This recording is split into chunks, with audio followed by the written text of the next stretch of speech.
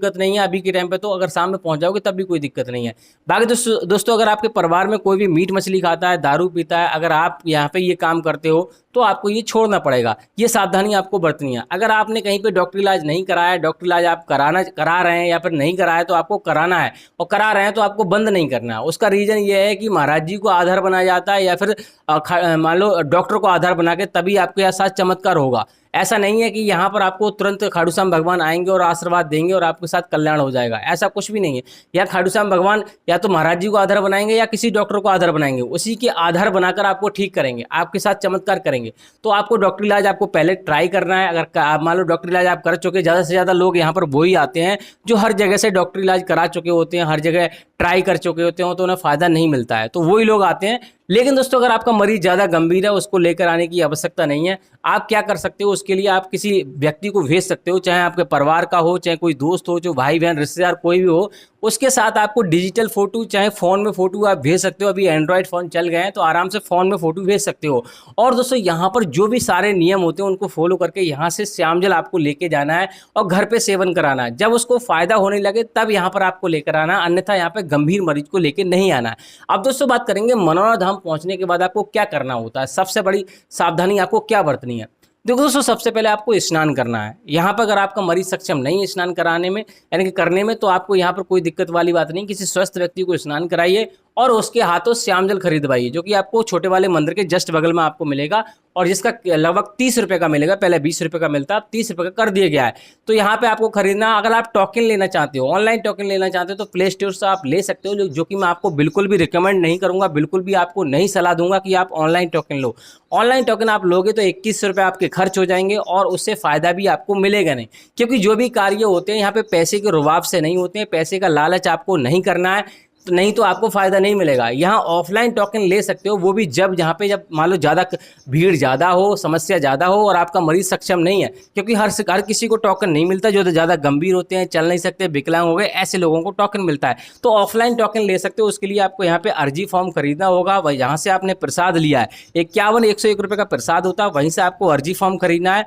और दोस्तों आपको करना क्या होता है, अर्जी फॉर्म में 60 रुपये रखने होते हैं, 1 रुपये रखा हुआ होता है, टोटल अर्जी 61 रुपये की लगती है। उसके बाद सोलर प्लांट की तरफ लाइन लगी आपको मिल जाएगी टोकन की, वहां से आपको टोकन प्राप्त करना है। टोकन जैसे ही आपको मिल जाएगा, गेट नंबर आपको 1 पे जाना होता है, वहां दरबारी को आपको बताना होता है कि हमें ऐसे ऐसे समस्या है। एक व्यक्ति के साथ एक व्यक्ति और जा सकता है, यानी मरीज के साथ एक व्यक्ति और जा सकता है। आराम से आप दर्शन आपके 10 से 15 मिनट में हो जाएंगे। अगर आपको टोकन नहीं मिलता है तो किसी स्वस्थ व्यक्ति को महाराज जी की लाइन में लगा दीजिए, जब आपका नंबर आए तब अपने मरीज को आपको बुला लेना है। एक बात का और विशेष ध्यान रखना है, अगर आप यहाँ पे मंदिर के दर्शन आप हर एक बार नहीं करते हैं, भले से आप कितनी भी बार आए, आपको मंदिर के दर्शन जरूर करने हैं। बहुत सारे भाई क्या करते हैं कि मंदिर के दर्शन नहीं करते हैं और यहाँ पे सीधा श्याम जल लेके चले जाते हैं। याद रखना है कि महाराज जी यहाँ पे महाराज जी के पास कोई शक्तियाँ नहीं है, खाटू श्याम भगवान की कृपा से खाटू श्याम भगवान उनको आधार बनाकर यहाँ पे चमत्कार करवाते हैं। तो पहले आपको मंदिर के दर्शन जरूर करने हैं। रहने पीने की बात करें, यहाँ पे रुकने के लिए आपको यहाँ पे कम से कम 2 दिन का समय आपके पास पर्याप्त होना चाहिए। कभी कभी ऐसा होता है इतनी लंबी लंबी कतारें लग जाती हैं, कभी कभी 14-14 घंटे, कभी कभी 15 या 20 घंटे लग जाते हैं, तब जाके नंबर आता है।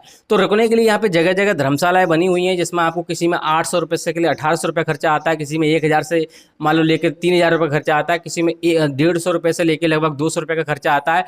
खाने पीने की बात करें, लगभग 100 से 150 रुपये की थाली मिलती है, शुद्ध शाकाहारी भोजन मिलता है। फ्री में अगर आप रुकना चाहते हो तो जहाँ से आपने प्रसाद लिया है वहाँ फ्री में रुकने की व्यवस्था है, वहाँ फ्री में रुक सकते हो। बाकी दोस्तों सावधानी आपको क्या बरतनी है, वैसे मैंने आपको बता दिया कि महाराज जी अभी रात में बैठ रहे हैं, तो रात में आपको यहाँ पे दर्शन करने हैं। दूसरी बात ये सावधानी ये बरतनी है कि यहाँ से श्याम जल आप कभी लेके जा रहे हो तो कभी भी आपको ट्रेन में कहीं भी पैरों के तले आपको नहीं रखना है, सीधे अपने घर जाना है। कभी रिश्तेदारी में किसी तीर्थ स्थान पर आपको नहीं जाना है, ये सावधानी आपको बरतनी है। अगर आपको एक बार में फ़ायदा नहीं हो रहा है तो आपको निराश नहीं होना है, आपको ये नहीं कहना है कि भैया हमें फ़ायदा नहीं हुआ। जो लोग स्वार्थ के अनुसार यहाँ पर आते हैं उनके साथ कभी भी चमत्कार नहीं होते हैं, स्वार्थी आपको नहीं बनना है। दूसरी बात यह है, यहाँ पर ऐसा कोई लालच नहीं देना है कि हम इतने पैसे चढ़ा देंगे, ऐसा कर देंगे, वैसा कर देंगे, ये चीज़ भी आपको नहीं करनी है।